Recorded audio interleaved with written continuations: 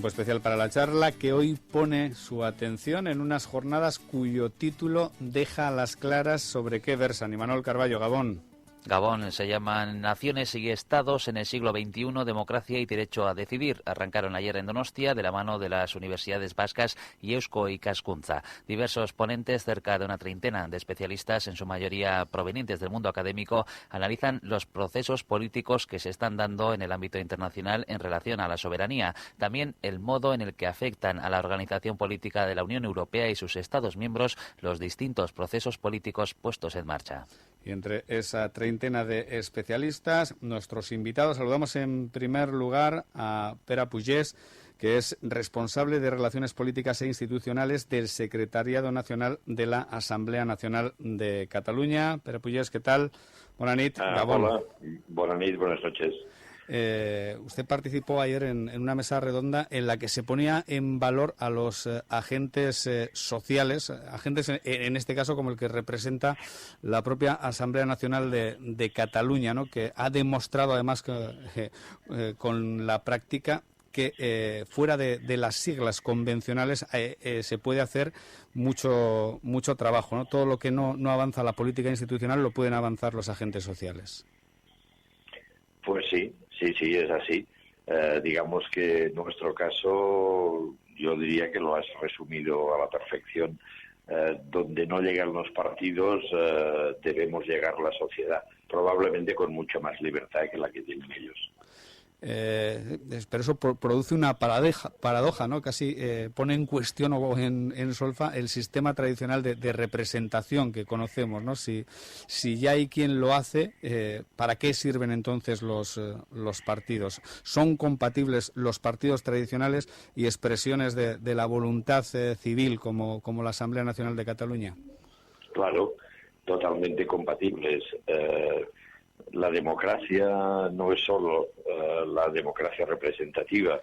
En muchos países hay otras formas de participar en la política y quizás se pueda entender la aparición de la Asamblea Nacional Catalana como petición, como revolución, como cambio para que la democracia vaya mucho más allá de la democracia representativa, donde a los ciudadanos se nos llama a las urnas cada 4 años y luego, no diré que se pasa de nosotros, pero digamos que no se nos tiene en cuenta como puede ser en otros países donde hay formas de democracia participativa, democracia directa. Yo diría que es una reivindicación que estamos haciendo desde la sociedad catalana de queremos decidir nuestro futuro. Ahora mismo se puede decir que la Asamblea Nacional de Cataluña y otros movimientos civiles van por delante de las propias instituciones, o incluso que las instituciones están maniatadas de alguna manera y se deben o no pueden obrar sin atender antes a la Asamblea.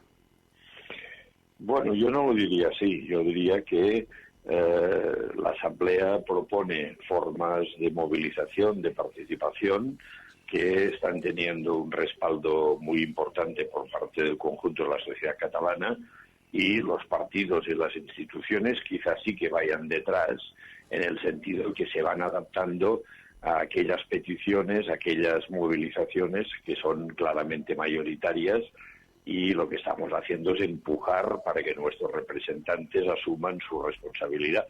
Y de momento no nos podemos quejar. Es fundamental, me imagino, en instituciones como la Asamblea Nacional de Cataluña, el realismo, ¿no? El saber cuál es el terreno que se pisa, el no tratar de construir una utopía irrealizable, ¿no? Sino el ir paso a paso. Es que yo diría que la vida misma nos enseña que debe ser así. Y yo diría que nuestra fuerza está precisamente en tener una organización con miles y miles de oídos, porque es la propia sociedad organizada. Piensen que nosotros llegamos a más de casi a 800 municipios de los 947 que tenemos en Cataluña con organización propia. Quiere decir que hay muchísima gente y yo diría que nos limitamos a escuchar a nuestra gente, y cuando vemos que la inmensa mayoría de nuestra gente está pidiendo y diciendo lo mismo, nos es relativamente fácil opinar e intervenir. Yo diría que estamos actuando con sentido común. Pere Puigdés, gracias por habernos acompañado. Volveremos a charlar. A vosotros, buenas noches. Vamos a saludar también a alguien sobradamente conocida para los oyentes de Onda Vasca. Solemos escucharlo en Euskadi Hoy, en el tiempo también para la charla, y es catedrático de Derecho Internacional y Privado. Juanjo Álvarez, ¿qué tal? Gabón. Ayer, Gabón. Bueno, que a Juanjo le ha tocado centrar una de las cuestiones que yo creo que están en el propio núcleo del título de las jornadas. Democracia, derecho a decidir. Esto Juanjo Álvarez lo ha puesto esta mañana en su contexto, ¿no? En el contexto europeo, claro. Hoy estamos hablando de algo que muchos ni siquiera reconocen como derecho. Hay quien dice que el derecho a decidir no es más que un invento y tiene hasta un argumentario completo para demostrarlo.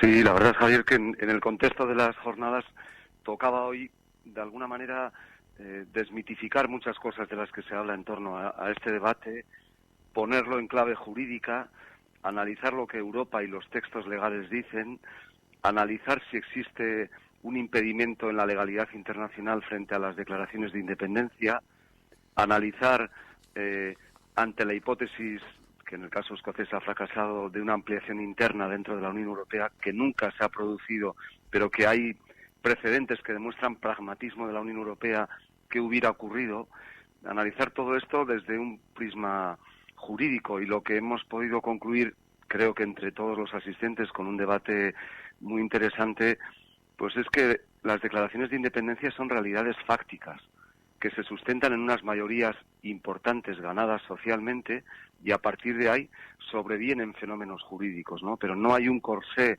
jurídico en la legalidad internacional, tampoco en la legalidad europea, que coloque esto fuera de esa legalidad o de ese marco legal, ¿no? Sobre eso hemos estado debatiendo un buen rato durante la mañana. En realidad es que el derecho es la expresión de las voluntades, ¿no? De alguna manera, si se constata que hay una voluntad, el derecho es adaptable a la realidad de cada momento. Es así. Yo comenzaba la mañana hablando del caso kosovar, ¿no? A mí Kosovo no me gusta como ejemplo de independencia o de creación de un Estado sobre una base étnica, ¿no? Me parece un modelo de nación y de Estado construido sobre una base escasamente democrática. Pero el proceso en sí, que lo analizó la Corte Internacional de Justicia de La Haya, por mandato de la Asamblea General de Naciones Unidas, reconoció que eso no era contrario a la legalidad internacional. Y en la línea que comentas, manifestó que hay bastantes, si es así, resoluciones de Naciones Unidas en las que se habla de la secesión como solución. El único supuesto en el que se considera prohibido en atención a la legalidad internacional son los casos en los que se emplea ilegítimamente la fuerza para el logro de la misma. Del mismo modo que se dijo que el principio de integridad territorial no se ve vulnerado por una secesión obtenida democráticamente, y por lo tanto ahí hay una doctrina interesante para desdramatizar esta circunstancia. Lo importante es que si de verdad hay una discontinuidad histórica, por la vía democrática, no la que, por ejemplo, pretendió ETA en este país, ¿no? Pretender obtener la independencia a través de las armas, eso no sería una vía democrática. Pero obtenerlo ensanchando tu vía democrática, eso no es contrario a ninguna legalidad. Y el derecho se pliega en la hipótesis de que en Cataluña llegase a existir una mayoría amplia, o en Euskadi lo pudiera haber, ¿no? Esa es la clave. La declaración de independencia es una situación fáctica, lo estamos viviendo ahora con Palestina, y los estados que poco a poco, con cuentagotas, van reconociendo esa realidad. Pero a partir de ahí es cuando viene el proceso jurídico, no antes, ¿no? Sí, ese es un buen ejemplo, ¿no? Algo que hace no tanto, anteayer, como quien dice, parecía un contradios y no resistía, iba contra toda la jurisdicción internacional, ahora, por la fuerza de los hechos y por la aplicación del sentido común, se está viendo que es perfectamente normal, ¿no? Que habrá sus resistencias políticas, lógicamente, pero que ese reconocimiento está llegando parlamento tras parlamento. Eso, no existe un manual de declaración de la independencia, no lo hay. Y tampoco hay en la legalidad internacional un camino para ello. y además, sobre todo en las sobrevenidas de la segunda mitad del siglo XX para aquí, agotados los procesos de descolonización, las realidades han surgido de esta manera. Pensemos dentro de Europa, por ejemplo, en Checoslovaquia, ¿no?, que pretendió entrar como Checoslovaquia y entró como República Checa y Eslovaquia. U otras realidades, hoy analizábamos el caso de Groenlandia, el caso del Sarre, que pasó de Francia a Alemania, la propia ampliación alemana, el caso chipriota, donde toda la isla está dentro de la Unión Europea y está dividida en la zona turco-chipriota y la del sur. Hay elementos de pragmatismo que revelan que esto no es demonizable. En la medida en que se haga democráticamente, la clave es poder debatir sobre todo ello y comprobar si de verdad hay una voluntad de obtención de la independencia. Ese es el debate, y ahí es donde debiera instalarse el debate, no en el conflicto sobre el derecho a ser consultados o no. Yo estimo que si existe una mayoría representativa que lo admite y lo vota en tal sentido, por ejemplo, en el Parlamento, ha de ser admitida esa posibilidad. El debate en Cataluña se ha confundido, el debate en torno a la independencia con el debate por la cicatería del Gobierno central en torno a algo sano democráticamente, que es consultar, para a partir de ahí comprobar si efectivamente hay una verdadera demanda de alterar el estatus relacional previo. Yo creo que esa sería la clave. Y otro gran factor de diferencia que salía a la mañana, ¿no?, entre Escocia y Cataluña o Escocia y Euskadi puede haber muchas divergencias y analogías, pero hay una clave, que es el reconocimiento del hecho plurinacional. En Escocia y en el Reino Unido, en Londres y en Edimburgo, nadie cuestiona la condición de nación escocesa dentro del Estado del Reino Unido. A partir de ahí, el debate en torno a la independencia es un debate mucho más abierto y mucho más centrado en lo que al ciudadano le importa. Aquí tenemos todavía una antesala a ese debate porque nos queda algo de recorrido en cultura democrática para llegar hasta ahí, ¿no? Juanjo Álvarez, gracias. Volveremos a charlar. Hasta pronto. Gracias, Javier. Agur. Y saludamos también al catedrático de Derecho Constitucional en la Universidad del País Vasco, doctor en Derecho, Eduardo Bírgala. ¿Qué tal, Gabón? Hola, Gabón. Mañana Eduardo Bírgala hablará de referéndum, secesión y reforma constitucional. Yo casi pondría un signo de interrogación antes y después de ese enunciado, porque si hay una cosa que tenemos claro es que en la Constitución española no cabe, creo que nada ni remotamente parecido al derecho de secesión y a la posibilidad de que se convoque un referéndum sobre la cuestión. Bueno, mi intento mañana va a ser, digamos, desmentirlo. Bueno, desmentir, diría, por lo menos poner alguna duda en lo que acaba de decir. Yo me hago dos preguntas que intentaré contestar mañana, que es que si cabe un referéndum sobre la independencia en el ordenamiento constitucional español en la actualidad, y si es posible abrir una vía de reconocimiento del derecho de secesión. Y yo creo que jurídicamente es posible, son posibles las dos. Es decir, creo que se puede convocar un referéndum, siempre hablando desde el punto de vista jurídico. No entro en la voluntad política, que nadie duda que no existe en la actualidad por parte del Gobierno central por una parte, y por otra el Gobierno catalán pues lo ha llevado por una vía que es la ley de consultas, etcétera, que no encaja en el ordenamiento jurídico. Pero yo sí creo que es posible convocar un referéndum. Otra cosa es que sea posible que ese referéndum lo convoque la Generalitat de Cataluña. Hay alguna duda, aunque digamos, yo creo que sí habría alguna posibilidad, pero en principio, de acuerdo a la doctrina constitucional, lo negaría. Lo que yo entiendo que no hay ninguna duda es que el Gobierno central podría convocar un referéndum, y creo además que debe hacerlo, y debe hacerlo cuanto antes.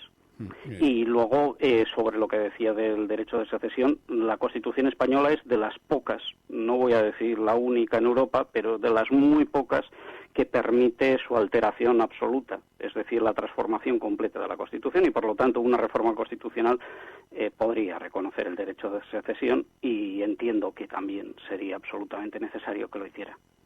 Eso desde el plano puramente jurídico. Claro, pero el plano puramente jurídico, sin el político, sin la voluntad política, pues poco se puede conseguir, ¿no?